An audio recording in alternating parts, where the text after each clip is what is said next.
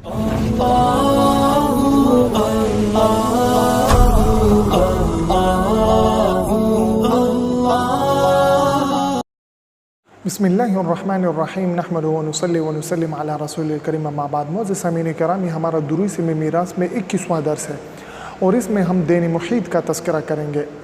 Then Muhit किसको कहते हैं? अगर कोई शख्स फोत हो जाए और इस पर इतना कर्ज़ा है कि वो तरीक़ा से अदा न किया जाए, मतलब ये कि उसका तरीक़ा कम है और कर्ज़ ज़्यादा है, उनका कर्ज़ ज़्यादा है, तो फिर उसको इस तरीक़ा को उन पर किस तरह से तक़सीम करेंगे? तो इसका आसान कायदा है जो हम बोर्ड पर लिखेंगे, लिहाजा बोर्ड की तरफ मुतवज्जे हों। ये देखिए जी, देन मुहीत का बयान, जब किसी मय्यत पर इतना कर्ज़ हो कि उसके तरीक़ा से पूरा न किया जाए तो ऐसे तरीक़ा को तरीक़ा क़ासिरा और ऐसे देन को देन मुहीत कहते हैं। अब इन कर्ज़ ख्वाहों को इस तरीक़ा से हर एक को अपने कर्ज़े के हिसाब से, अपने कर्ज़े के तनासुब से उनको हिस्सा मिल जाए तो इसको देन मुहीत कहते हैं। और इसका तरीक़ा क्या है? तो इसका तरीक़ा ये है, ये हमने कि कर्ज़ ख्वाह यानी जो मांगने वाले हैं, कर्ज़ ख्वाह हैं, तो उनको बमंज़िला वरसा के लिखेंगे, उनके कर्ज़ को बमंज़िला सहम यानी उनके हिस्से के लिखेंगे।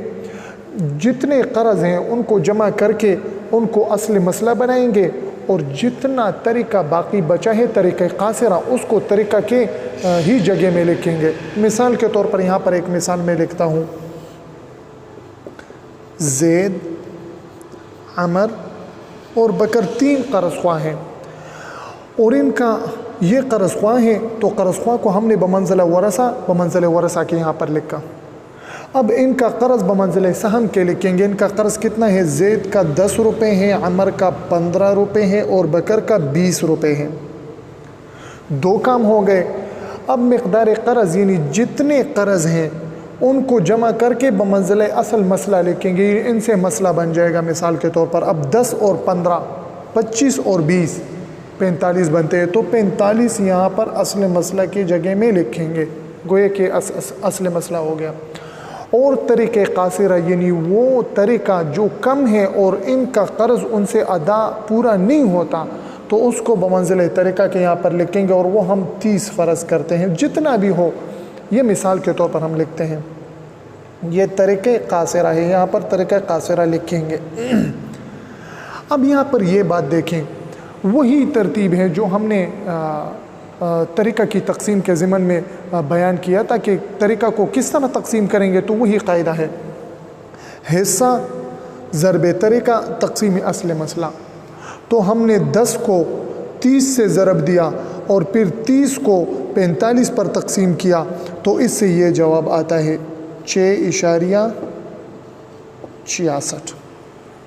आप कैलकुलेटर पर ख़ुद कर सकते हैं। मिसाल के तौर पर हम 15 को यानी ये हिस्सा है, हिस्सा ज़रब तरीक़ा तक़सीम असल मसला। अब 15 को 30 के साथ ज़रब दें और फिर इसको 45 पर तक़सीम करें तो इससे पूरा 10 आता है। इसी तरतीब से 20 को 30 पर ज़रब करें और फिर उसको 45 पर तक़सीम करें तो इससे आता है 13.33।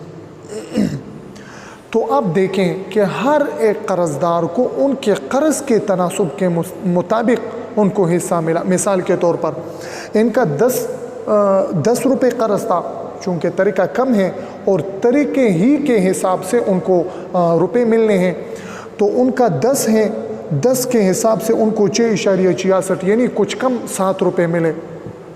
और इसका 20 है तो बकर को ज़ैद के तरीक़े के हिसाब से डबल मिले, यानी उनको 6.66 मिले और इनको 13.33 मिले, यानी 10 का डबल उनको मिला, इसलिए कि उनका कर्ज़ भी डबल था, लिहाजा तरीक़ा में से भी उनको डबल मिला। और 15 वाले को, जिनका कर्ज़ 15 था, तो 15 वाले को उनके अपने कर्ज़ के तनासुब के हिसाब से 10 रुपये मिल गए। तो ये देन मुहीत का बयान है। आसान सी तरतीब है।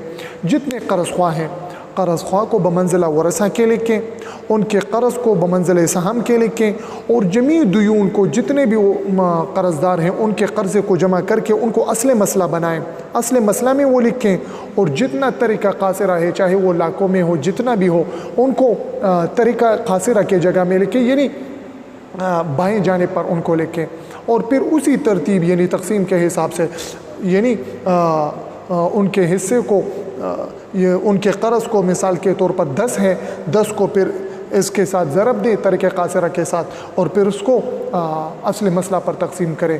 جو پچھلے ویڈیو میں ہم نے 3 طریقے بتائے ہیں اسی 3 طریقوں کے مطابق یہاں پر بھی یہی عمل چلے گا۔ اللہ جل جلالہ ہم سب کو سمجھنے کی توفیق عطا فرمائے۔ وصلی اللہ تعالی علی خیر خلقہ محمد و آلہ و اصحابہ اجمعین برحمتک یا ارحم الراحمین۔